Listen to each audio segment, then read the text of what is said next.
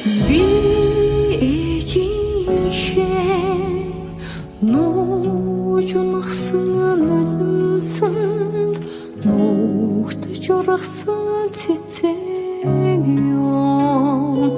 Би ээжийнхээ сарвчилж харсан нүдэн сар шиг асгарсан гэрэл юм.